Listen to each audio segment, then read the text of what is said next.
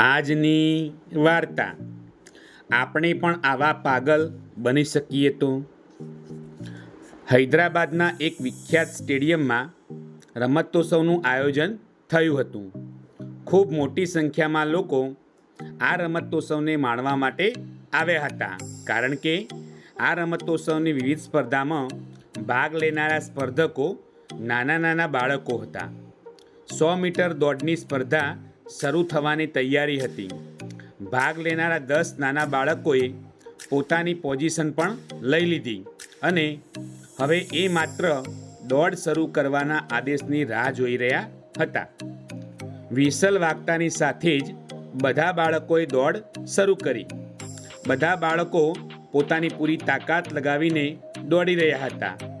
હજુ તો દોડ શરૂ થઈ ત્યાં જ એક નાની બાળકીને ઠેસ વાગવાથી એ પડી ગઈ અને રડવા લાગી.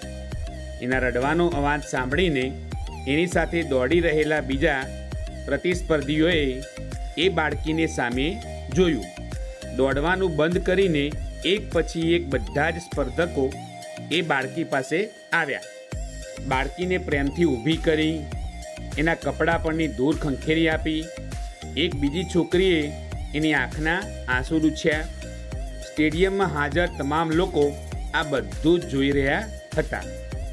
છોકરી થોડી સ્વસ્થ થઈ એટલે સ્પર્ધામાં ભાગ લેનારા તમામે એકબીજાના હાથ પકડ્યા અને એક સાથે જ દોડવા લાગ્યા.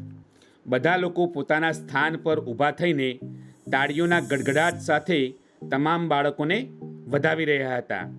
તમામ 10 બાળકો એકબીજાના હાથ પકડીને એક સાથે જ વિજય રેખા પર પહોંચ્યા અને તમામ પ્રથમ નંબર પર વિજેતા બન્યા.